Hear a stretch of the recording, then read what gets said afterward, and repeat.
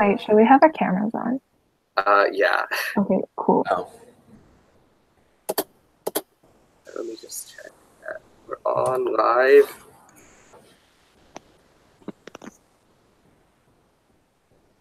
I'm just gonna. Yeah, all right. Hello, guys. Welcome to Conchordium and OppOrg's final webinar. So this has been Propel, a 3-part webinar series based on undergraduate programs, and this final one is based on music. So today we have 2 amazing speakers. Their names are Dermot and Janet, and they will be speaking about various music undergraduate programs, both abroad and also here in Ontario. So first up, we have Dermot, who is going to speak about jazz studies at U of T, as well as his experience studying at the Berklee College of Music. all right. Hi, everyone. So I'm just going to share my screen quickly. Share. Perfect. Okay. Alan, is it all right? Yes. Perfect. Okay. So hello, everyone. My name's Dermot. I'm a second-year undergrad student at U of T. I'm currently studying in the Bachelor of Music Jazz Comprehensive program. U of T offers 3 programs, or within the jazz field, there's jazz education, jazz comprehensive, and jazz performance. Education and comprehensive are relatively new degrees in the stream because the faculty has gotten a little larger in the past couple of years, which I think is a great thing. Anyway, so I'm going to talk about my program and my past experience at Berklee as well. Like I said, I'm at U of T. I'm a tenor saxophonist mainly, and I spent last year at the Berklee College of Music in Boston, Massachusetts. So while I was there, I played in the Berklee Symphonic Winds, directed by Dominic Ferreira, and that was a fantastic experience. I did a lot of other stuff there that was really cool. But for my own preferences and purposes, I decided to move to the University of Toronto. I'll get into that in a little bit. Either way, now I'm a full-time student. I'm getting into private teaching, and I gig on the side, and I'm also a student ambassador at U of T, giving tours and working on events like Fall Campus Day, which is a part-time job at the school. So I'm just going to start talking about my journey, I guess, from high school to university. In November 2016, my last year of high school, I was relatively uncertain about what I wanted to do. I applied to 7 different university programs. I got into all of them and decided ultimately on going to Berklee just because of the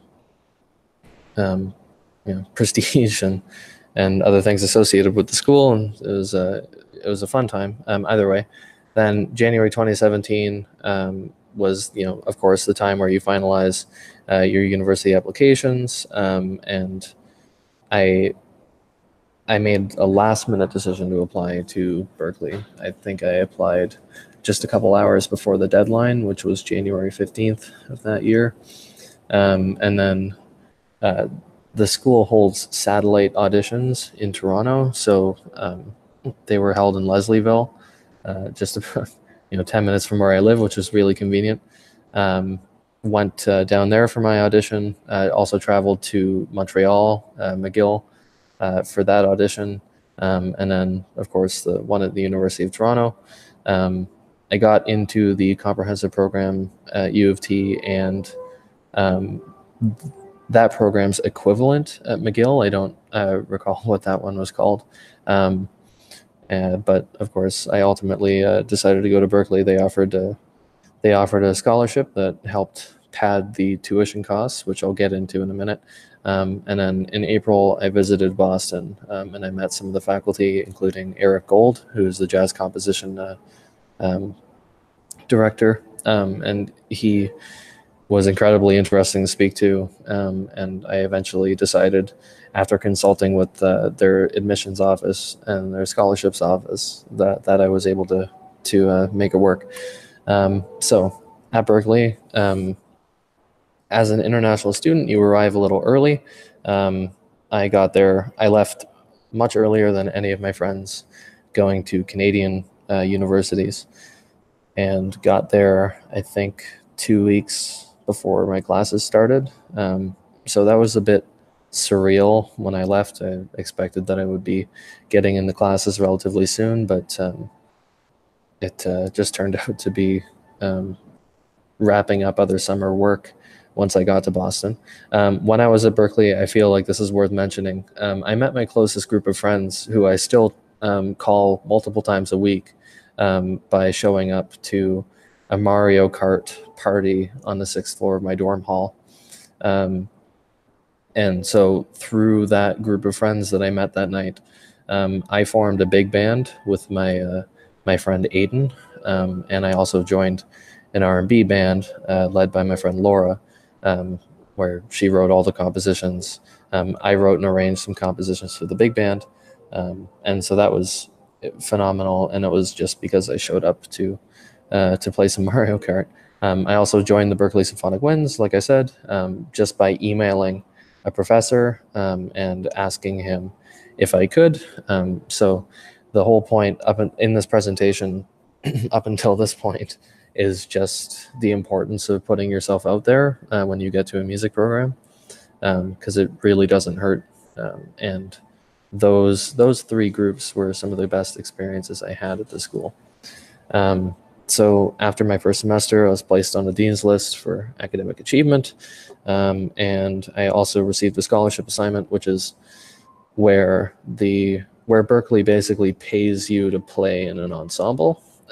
So that was the only legal form of work that you're able to get as an international student studying at a U.S. school. And then I also started working on op-ed writing in my free time. So becoming a Berklee student, like I said, they hold satellite auditions in Leslieville, and then that makes it a lot easier for you to audition. I absolutely recommend doing this audition process, going through it and seeing what they offer you in March after your audition. If and when you accept their offer, it's kind of a logistical scramble, because the entire summer after accepting, you have to make sure that your visa application and your immigration status is legal, and that is a bit of a headache. And then, of course, finances. Berklee is a very expensive institution, which I'll get into in a couple slides. And then health insurance. If you're living and studying in the United States, I had to pay several $1,000s for private health insurance, which makes you appreciate having OHIP. And then you also have to figure out all your immunizations. Specifically for Massachusetts, there were some more stricter rules, and I was out of date on 1 or 2 inoculations, which they take several months to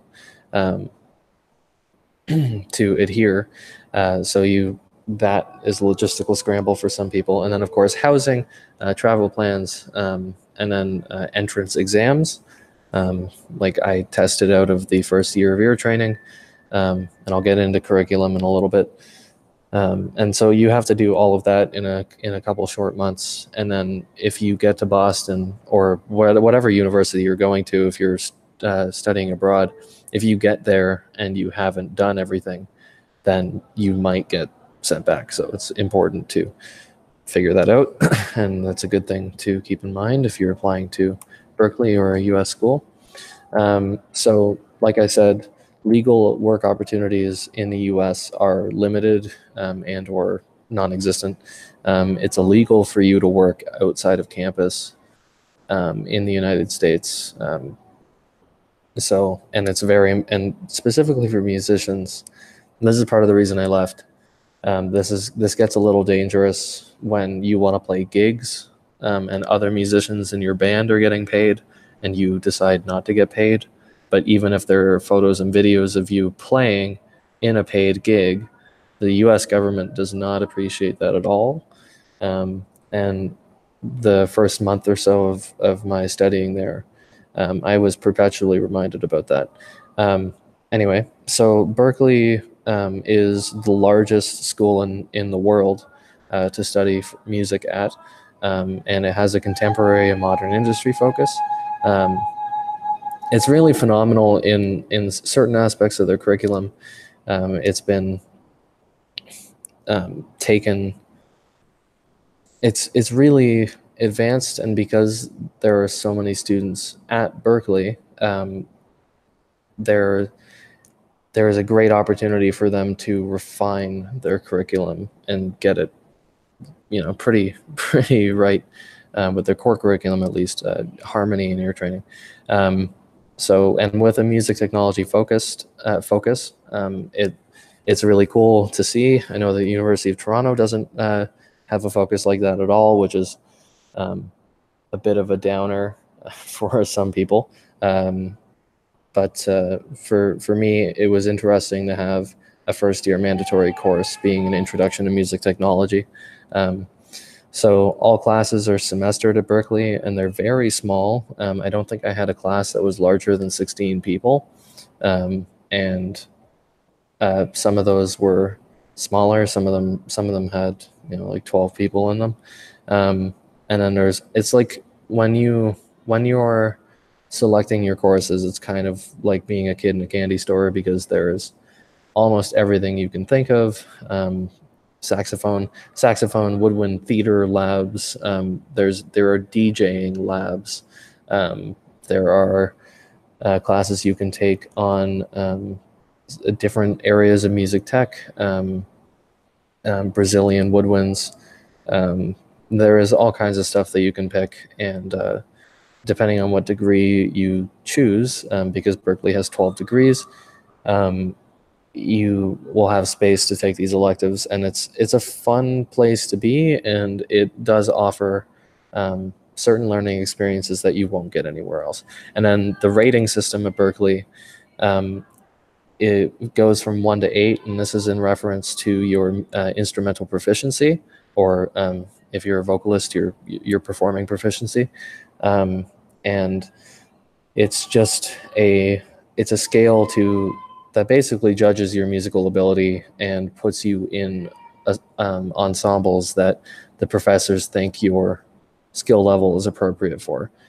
So when I left, I was a rating 3, and it's generally supposed to follow what semester you're in. If you're a level 3 and you're semester 3, then you're supposed to be in a good place.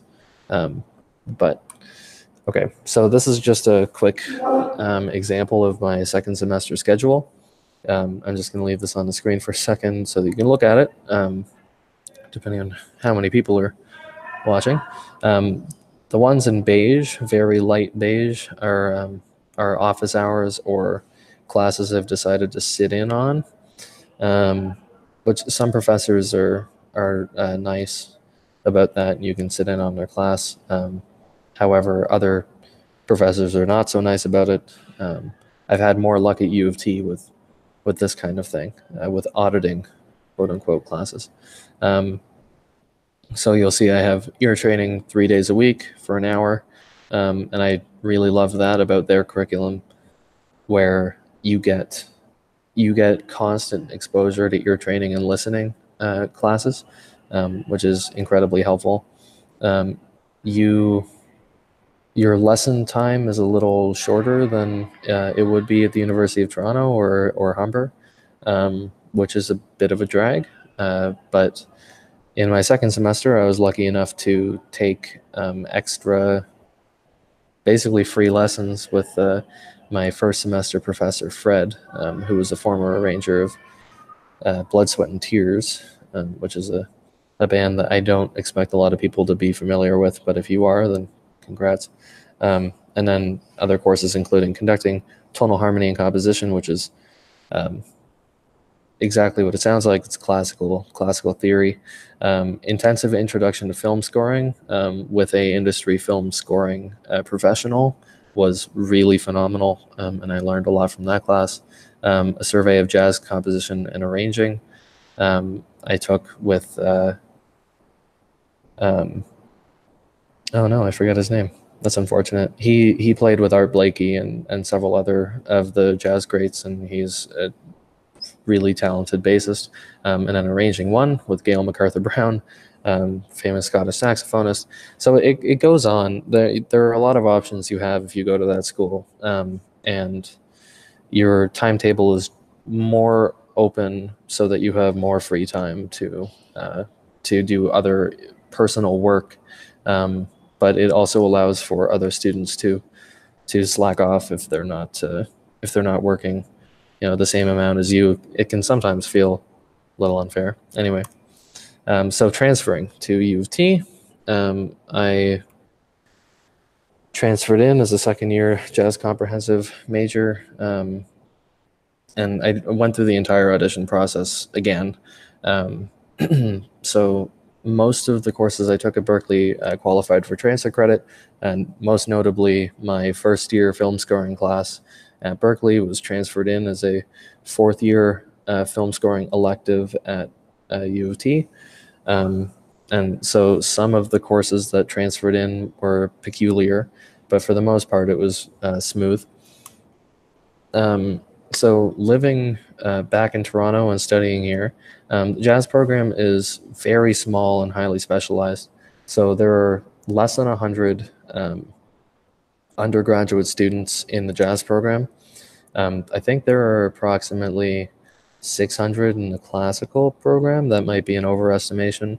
But either way, both of those numbers are a lot smaller than the undergraduate population at Berklee, which is approximately 4,500. But because of the extremely small size, you get a lot of personal attention from your professors and from your private teachers. So every year I get 24 hour-long lessons. I'm studying with John Johnson, who is a recording and performing artist on several saxophones and double instruments. And then as a performance major, you're required to take one large and one small ensemble. I'm lucky as a comprehensive major to be able to perform in the 11 o'clock jazz orchestra, which is a large ensemble. And I also play with a small quintet led by Don Englert. So at U of T, there's a significant emphasis on performance and real life experience. Every year that you're in this program, you will perform at the Rex Hotel multiple times. And you'll also perform on campus at Walter Hall, sometimes at Hart House. So there's a lot. Every year there are several opportunities for you to, go into a live performance environment, and they really try to just throw you in there, even if you don't necessarily feel ready. But it's a bit of a culture shock, or not a culture shock, but it is certainly a surprise, but it is really good for your abilities and just you learn a lot in a very short period of time. All the students and faculty know each other very well. It's a close-knit community. Everybody is on a first-name basis, and that includes your professors who have maybe 30 or 40 years of experience and a PhD and, whatever field that they're teaching. It's a very anti-ego program, and everybody, regardless of skill level, that perceived skill level, is treated with a pretty impressive amount of respect, and I really appreciate it. So, however, academically and musically, the program is very challenging. Sometimes I'll find myself playing my instrument for 7 or 8 hours a day.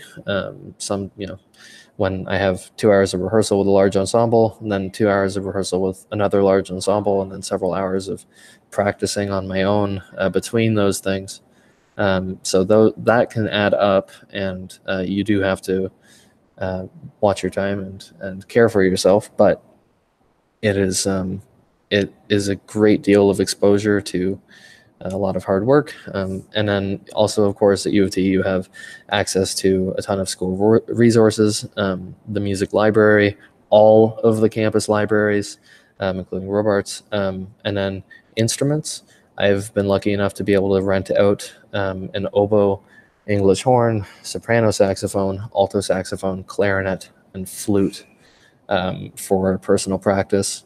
It has to be course related, but there are often ways to find out how to make something course related, and it's a great way to learn other instruments if doubling is an interest of yours. And then the U of T Performance Collection in the U of T Music Library has thousands of scores of music from all around the world. It's the largest collection of music in Canada, and it might be in North America, but I shouldn't say that because I don't know. And then the only criticism I have of this program is that it can lack a contemporary angle. So it's somewhat up to students to find their own way in the music industry. So this is my U of T fall schedule. And you can just look at this. It's all courses. There's nothing beiged in like there was at Berklee, because there are no, all of your office hours are by appointment. So that can sometimes be, I mean, it's not been an issue for me. I think for some other people it might be frustrating, but it's not hard at all to contact your teacher and ask for some time. Anyway, I've been talking for a long time, so I'm just going to power through this. The differences in programs, I've gone through a lot of this already, but Berklee is a huge school, and the facilities are state of the art. The recording studios, I had the opportunity to use the Shames family film scoring stage to record my big band, and it was a really fantastic experience. The largest grand piano I've ever seen in my life, and everything is just, it's a beautiful institution.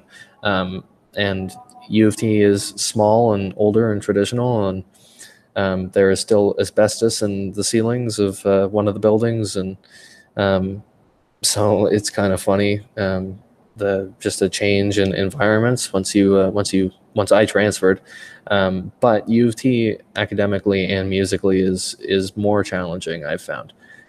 So the differences mainly in the schools are in the cost, tuition-wise, the curriculum, and then the amount of performing experience you get. So the cost, just to be straightforward, Berklee's tuition, I believe for 2019 to 2020 is going to be $46,000 something US. It's a pretty egregious amount of money. Whereas the amount of tuition I paid this year for U of T was $9,000 full, I think. So that covers everything for the year. And the tuition I mentioned for Berklee doesn't cover the food and housing costs that you're also going to have to pay up for. So that can be overwhelming for a lot of students. It's a big reason that a lot of people don't go. However, I do encourage everybody to apply and audition and try your best to get a scholarship. They do have a lot of funding options. They have a massive endowment fund for students that they believe deserve the money.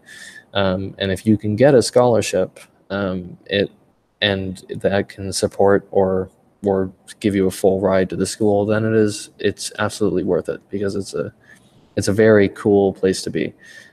But if that is a prohibitive expense for you, then a program like Humber College or the University of Toronto or McGill or York even, these programs might be, they're absolutely fine. And with specific regards to U of T, I've found it to be a lot more challenging and worthwhile being here. I've had a lot more performing opportunities.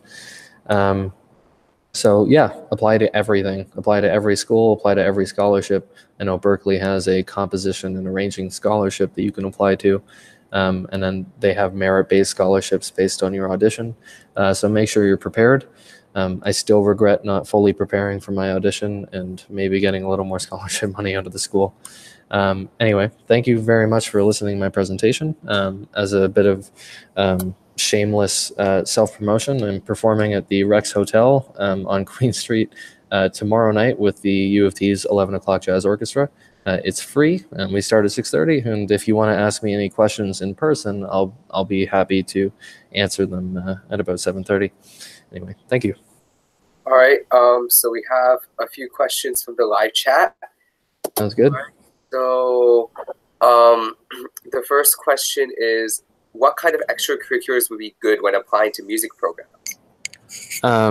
With regards to what extracurricular programs that you do in high school that would help you get into a music program, Yeah, I think that's what the question is. If you're applying and any school in any program that you apply to, regardless of what field it is in, anybody looking at your application is going to appreciate it if you are a community member, if you're involved in your school and something that you enjoy, and if you are making an impact in any way or just doing something for fun. I know specifically at U of T, I knew my adjudicators personally before I even auditioned with them. Mike Murley, Chase Sanborn, Jim Lewis. These guys, if you do their jazz primer program, which by the way, I absolutely suggest anyone applying to U of T you should apply to their jazz primer program. But I knew them already, and I know them very well now, and I don't think that they really appreciate a superficial approach to extracurriculars. Of course, they're going to look at any ensembles that you play in, any performing experience that you have. If your jazz ensembles at school perform in Music Fest, or if you do any show choir, like pit band experience. Like my high school traveled down to Massachusetts and did the Bay State Show Choir Festival and the New England Show Choir Showdown and other things like that.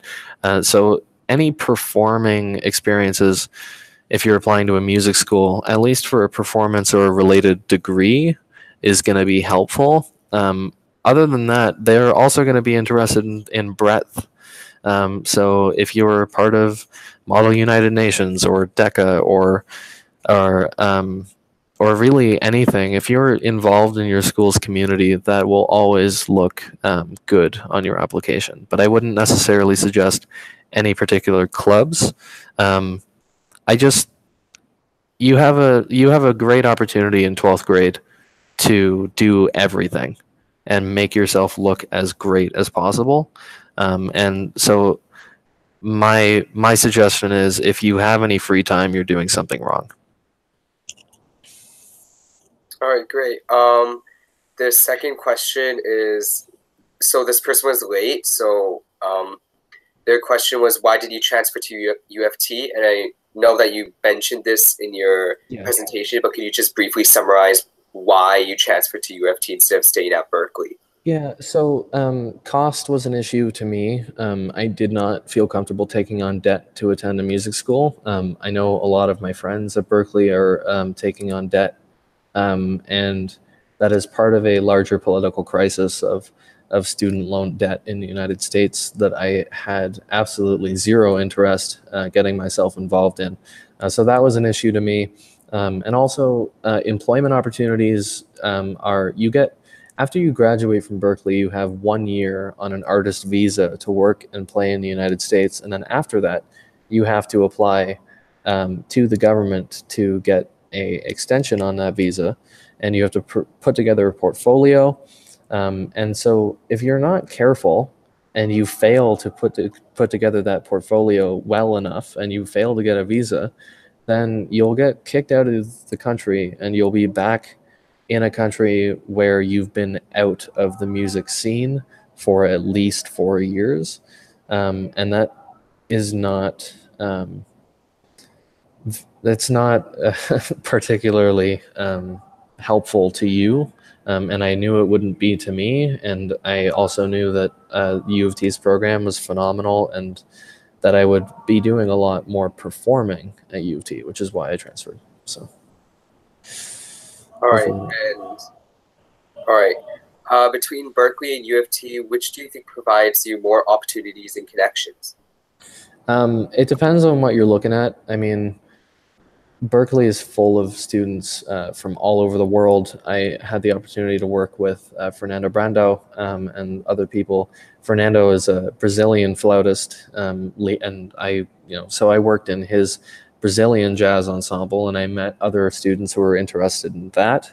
And Berklee, just because of its sheer size, has a lot of students where I asked my professor in ear training if he had any trombonists in any of his other classes, and he did. So I left him my phone number. He gave my phone number to the trombonist in his other class, and then that trombonist contacted me, and then he ended up joining my big band.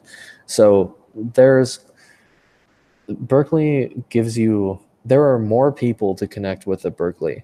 The only thing is, it's a matter of weighing your personal interests and your personal skill with the program. So personally at U of T, there are a lot of phenomenal people here as well. And there are also great faculty members that act as great connections, like Ernesto Severini. And so it's just really a matter of you being dynamic and taking a, I mean, I don't want to say it, but like a tactical approach to your education, and making sure that you're thinking about connections all the time. If you go to Berklee on a full scholarship ride, for example, if cost isn't a factor, Berklee may offer you more connections, especially if you're a really phenomenal student. If you can rise to the top of a school like Berklee, personally, I could not. My skill level is not at that level. But some students absolutely thrive by being immersed in an environment like that. So it's really up to your abilities and your approach.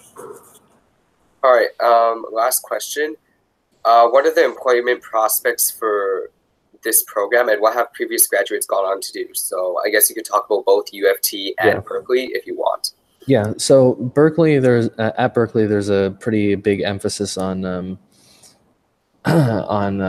a music business, and I remember walking through the Stan Getz library at Berklee and seeing an LSAT prep book.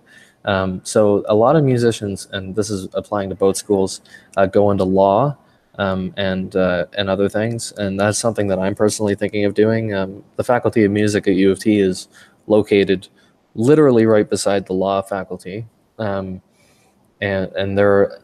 At U of T, I'm taking a first-year course called Lives in Music that is specifically designed to teach students what options they have in a music career. And so if you go to U of T, this is a course you'll be taking, whether you'll be in the jazz or classical program. So they cover things like music administration, law, of course, there's performance and composing and arranging and all these things. A lot of the jazz students go immediately into performing roles just because it's smaller, and there are a lot of smaller level gigs for jazz players. But it's complicated in music. The only thing I would say is that is something you have to consider pretty constantly when you're in this major, and it's also just something that you have to think ahead for and prepare yourself for. You have to create your own employment avenue, and it's not there's nothing that's going to be prepared for you. All right, that's all the questions we have. Thank you. Thank you, Alan. I'm off to rehearsal. Yeah, all right. Thank you. All right, so next we have our next speaker, which is Janet, and she is in Music Business Administration at Western University. All right, take it away. Let me share my screen.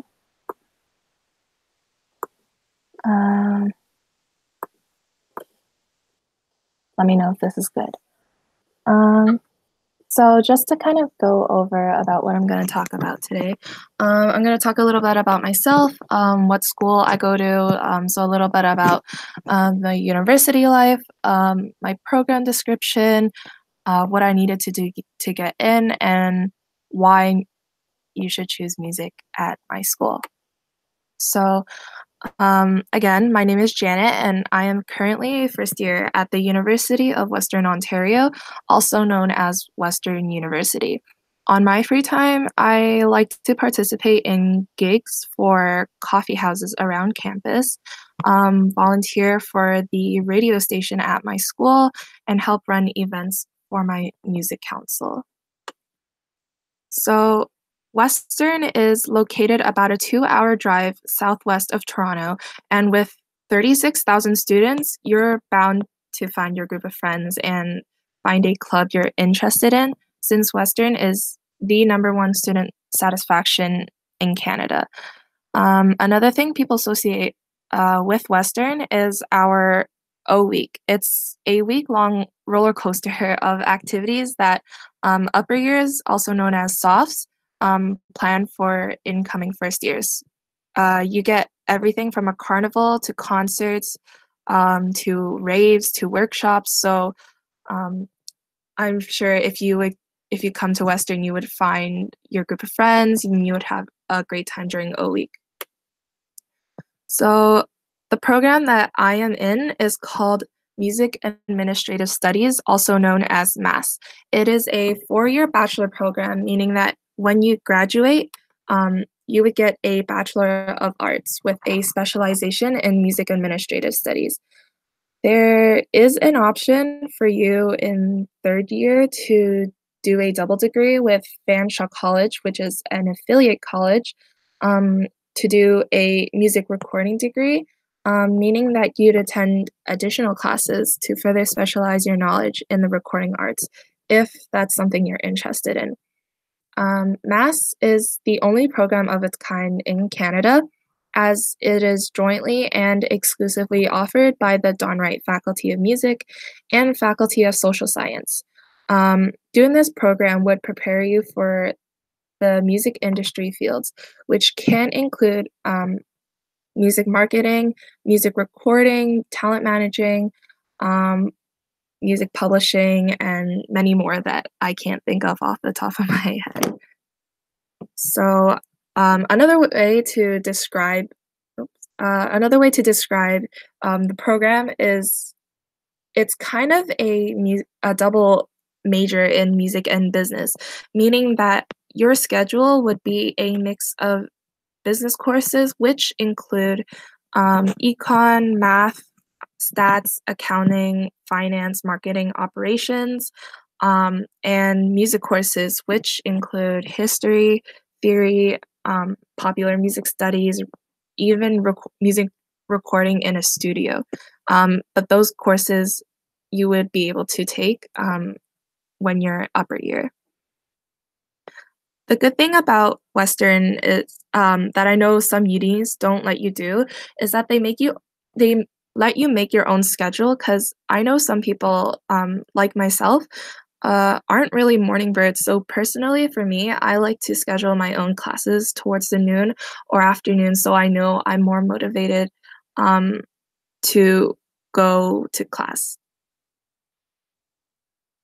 And the thing about MAS is that it lets you focus on 2 fields of study, so business and music, so that you don't drown in one subject. And personally for me, that's a better thing, because I know for myself, if I were to focus on one subject, I wouldn't be able to focus on other things I like, for example, music, if I just studied business, for example.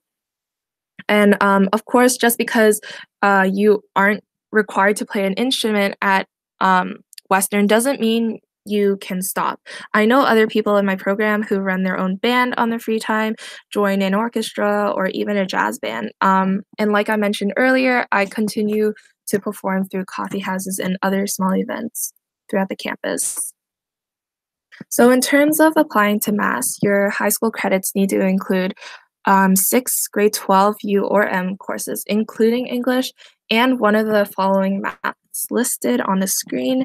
And for me, I took data management because I know that eventually I would have to take a management course in university. So taking data management in grade 12 would help me in the long term. So obviously you'd have to apply through the OUAC, and after that you have to do the rest of your application through the student profile that they give you. And this application includes a questionnaire asking you about some future goals, 2 letters of recommendations or references, a theory placement test, an in-person interview, and a recorded audition. And in my experience, I played tenor sax for my recorded audition and had 2 of my music teachers be my references just because they knew my musical levels the best.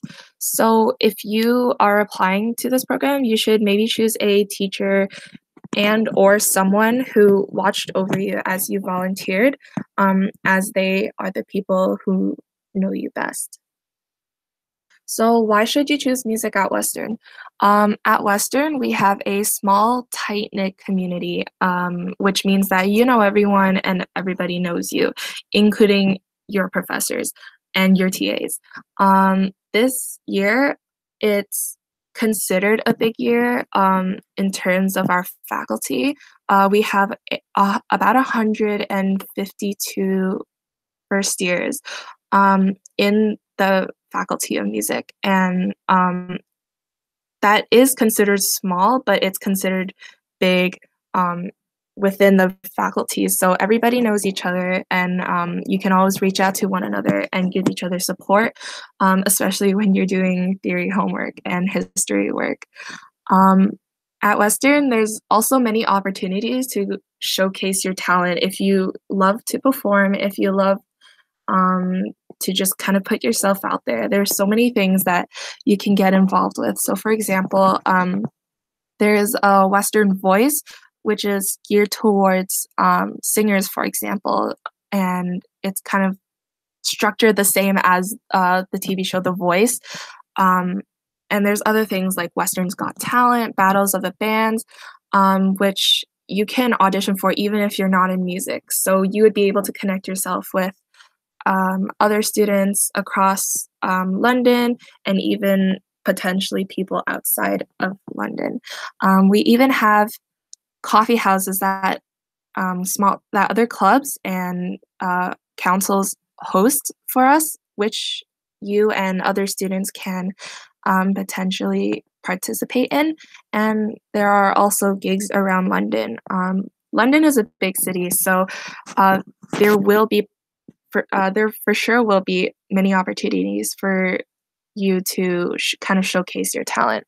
And just some other facts about Western, or things that you can do at Western, is that you can join the Faculty of Music Students Council, also known as FOMSC, and I decided to kind of be more initiated in what I do in terms of co-curricular activities, so I decided to join FOMSC as the Internet Commissioner. And on top of that, like, you would be able to plan things like tuba holidays and our semi-cash, which is happening soon. And on top of FOMSC, you would be invited to fam jams, which are short for 3 faculties combined to do a small coffee house throughout the year. So it would include the FIMS department, the Arts and Humanities department, and the music department. And just another thing to mention that I thought I would throw out there is that music and the Faculty of Music at Western and the Faculty of Engineering at Western are so close-knit just because we have similar work levels. I know for my specific program, we don't have that many hours of rehearsal in comparison to, say, a performance major or an music ed major, just because we're not required to play instruments. But engineering did make us a feet spoon made out of small spoons, and they have a 6 feet fork made out of forks for themselves. And there are some Q&As that I personally asked to myself, and I'm not too sure if anyone else has the same questions, but that's kind of all that I have. If you have any questions, you can choose to contact me at this email or my Facebook. And yeah, I hope you enjoy this presentation. All right. Could you potentially answer those questions that you had now that you've been on the other side? So for sure. People, if they have those questions, they could have those answered too. Okay.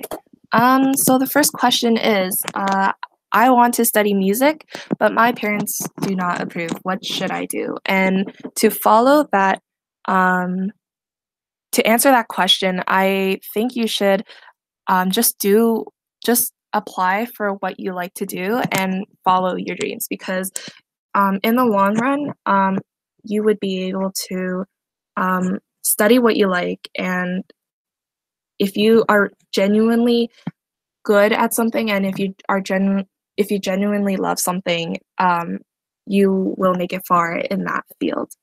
Another question that I asked myself was, what kind of careers can you go into from music? So in music, I know, aside from my specific program, since I mentioned earlier that my specific program would kind of lead me towards the music production industry or marketing, or kind of like the looking for talent kind of showbiz. There's the general music for music education and music performance or music composition. So within music composition, as the name states, like, you would be making your own music, you would be selling it, and you could potentially work with other ensembles and even schools to do commissions, and just you can write your own music from then on. For music education, that's more leaning towards becoming a teacher for a public school, for a university, or even if you just want to be a private teacher, music education would be what you want to lean towards. And the third one is music performance, which is lean more toward for more if you want to pursue just performance for a while, because you would get the opportunity to join many ensembles, as you do with other programs in the music faculty. And if you can connect well with others, then you can eventually extend your network to other orchestras or bands, or maybe even start your own band in the future. The third question that I asked myself was that I never really learned music outside of school. Will I do okay in music in university? And as long as you do your best and study hard in high school for music, because if you have an interest for music, hopefully that stems from being in some kind of ensemble at school or choir. And like I said earlier, Western provides a first-year course of music theory and music history. So they teach you from the very basics of music, so that everyone would be on the same page once you kind of work your way up in the years. And that's also the reason why Western makes you do a theory placement test as part of your application. It's for them to determine what your level of knowledge in terms of theory is, so that they can better provide support for students and for other incoming students. Another question I asked was, I'm worried about if I will do well in university. What resources does Western have for me to access?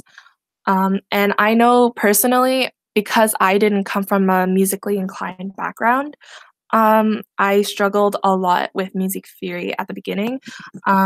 So one resource that helped me especially was peer guides. And peer guides are a group of upper year students who are in your program and have gone through the same courses that you have. And their objective is to just kind of be your mentor and tutor in terms of homework. So they would set up homework help sessions where you're free to attend with your friends so that you can finish weekly assignments, or if you just have any questions about your program, you can ask them because that's kind of what they're there for. And the last question that actually someone asked me was how the program is going so far for me. And in my opinion, I really like it.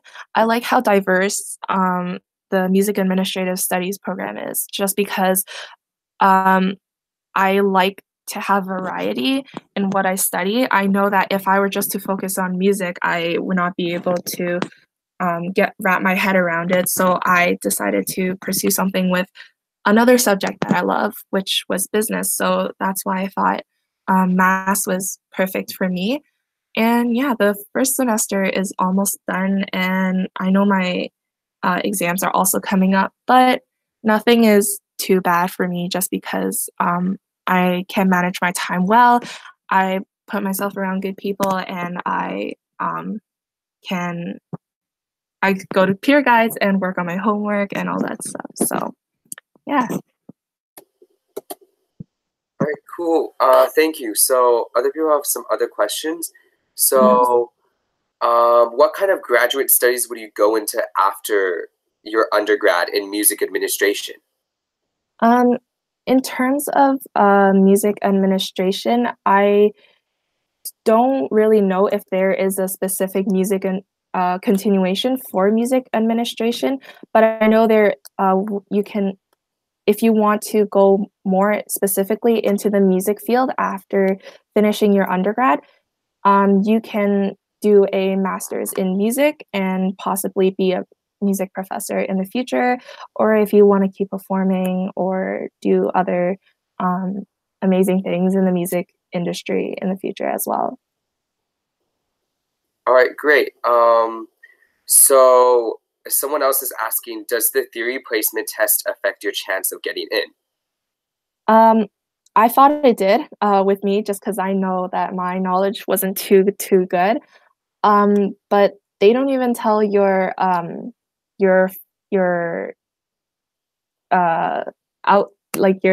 don't even tell your mark to you. It's just a way for them to know so that they can further help you.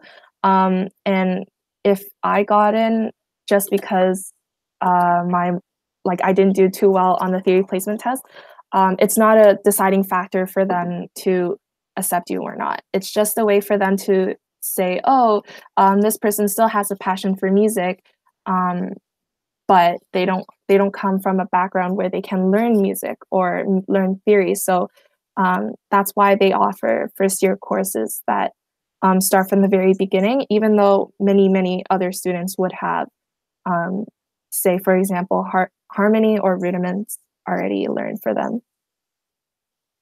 All right. I know you touched upon this in your presentation, but just to briefly summarize, where do people in music business administration often go out to university? Or in other words, what are the employment prospects for this program, and what have previous graduates gone on to do?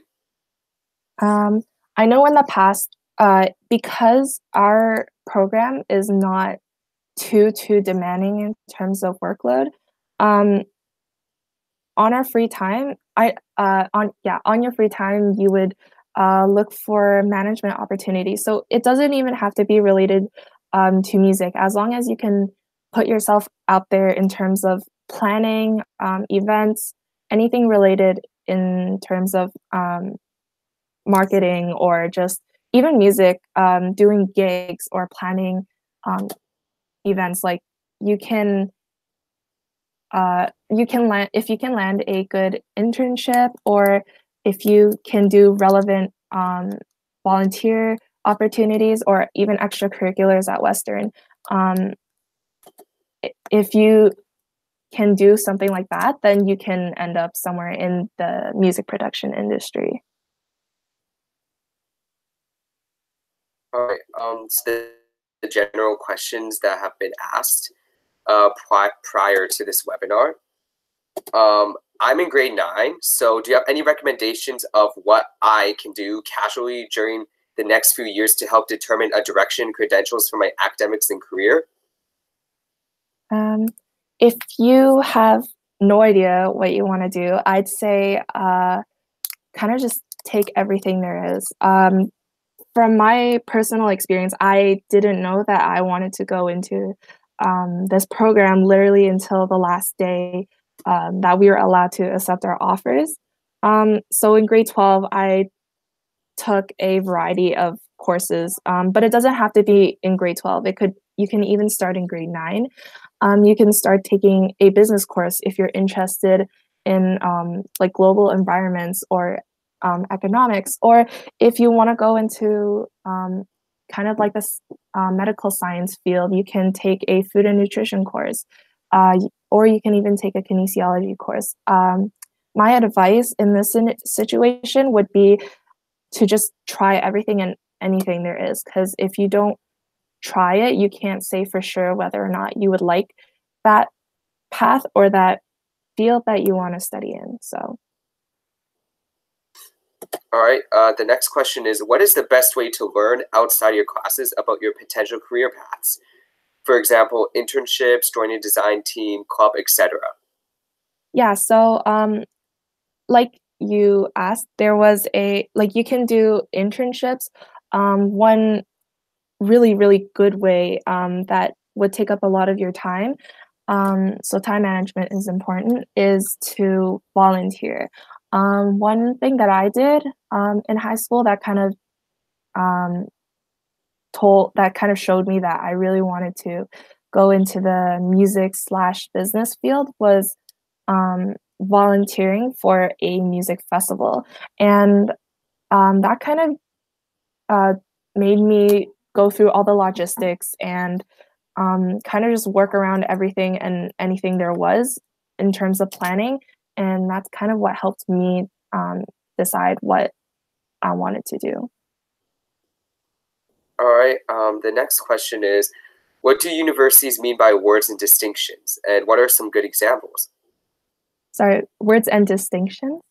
Sorry, awards and distinctions. Oh, okay. Awards and distinctions.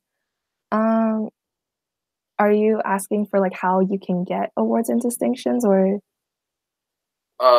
I think this question is more dealing with how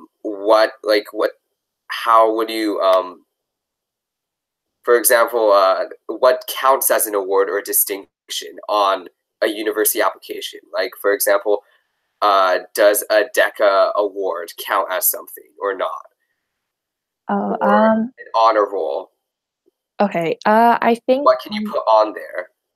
Right. On your awards and distinctions, I think, again, you should leave on anything that's significant to the university, or just anything that you're passionate about. So say you won a DECA award and you're going into business, you should for sure leave that on there to kind of prove that you put yourself out there in the business field already, and that you're passionate about what you want to study, so that the university knows.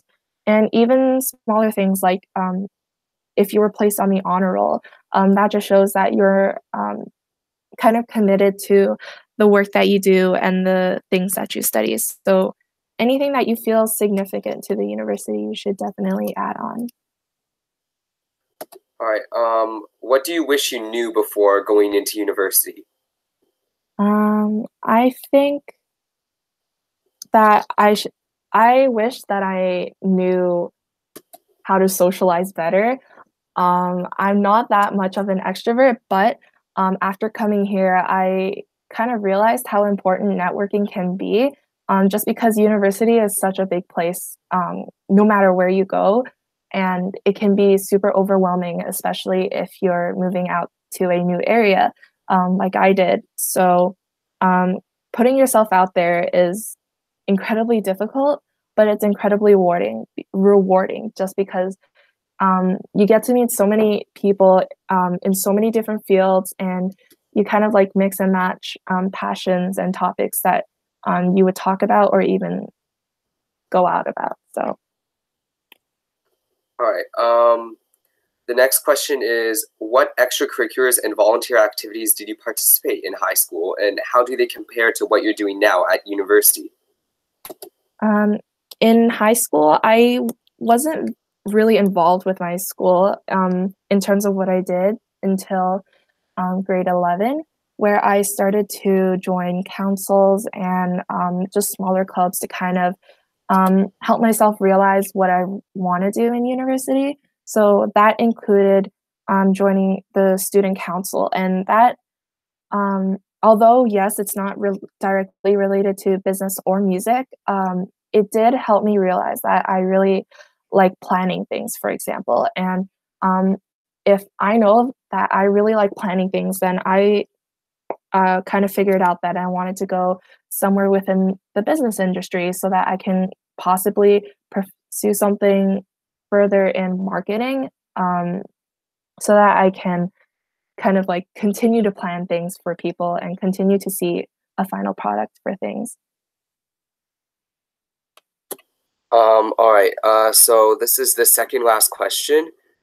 With everyone starting their own youth organizations in high school, do you think the value of youth organizations has diminished in the eyes of universities?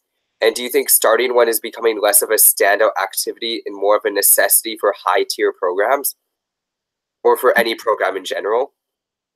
No matter what you think it is becoming, I personally think that it's still important if you have something you're passionate about, or something or a cause that you want to stand for. If you can start a youth organization to kind of support that cause or belief, you should do it, just because universities don't, I don't think universities would look at, oh, it's just another youth organization. They kind of look for students that are putting themselves out there by starting something that they believe in and something that they're passionate about. And they want to know that if who they're accepting is able to make a change within the community of their university and for themselves and for the people around them.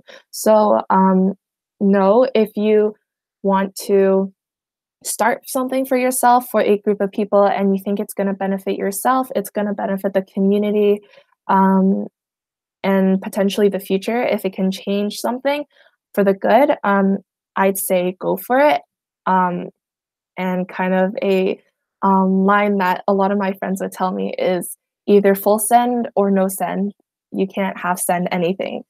So if there's something you want to do it. All right, thank you. And the last question is the RCM 8 level requirement for any instrument a hard requirement?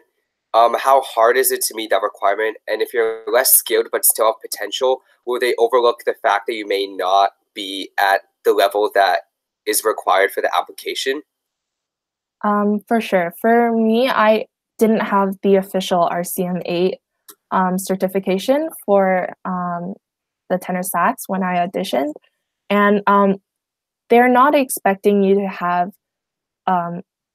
standard bass level 8. They just want to see if you can reach up to that level, or if you can push yourself up to that level based off of where you come from. And what I did was I didn't go out to get my certification before I auditioned, because I wouldn't have time, and I wouldn't have, I just didn't have the time to get the official certification. But I did choose a piece out of the level 8 book, and I just I hired an accompanist, and we just practiced it and recorded part of it. In terms of mass, just because a recorded audition at the RCM 8 level is only required for my program, they aren't looking for a for strictly RCM8, they are looking to see if you have some kind of musical background. Like I mentioned earlier, math is not required to play an instrument. So even if you did do exceptionally well on your recorded audition, that wouldn't make a difference to if you were, say, not as exceptionally well. They just want to know that you have a commitment to music and you have a background in music, just because the required courses for math are music theory and music history. So they don't want to, accept you and then you're not doing so well. They want to know that you are committed to studying this field, and they want to know that you're willing to reach out when you need the extra help. All right, that's great. Thank you, Janet. Cool. All right, so this concludes OppOrg and Propel's 3-part series webinars on university admissions. So thank you very much for everyone who decided to tune in over the 3 days. And we hope that you guys have luck with all of your university admissions. And if you want, you could ask any of the 8 speakers who have been featured over the past 3 days. So that includes Mehak, Angelina, Nick, Zamila, Nikhil, Jenny, Emily, Dermot, and Janet. And you can find out more information on both Conchordium and OppOrg's social medias, and you can also contact them directly. All right, thank you.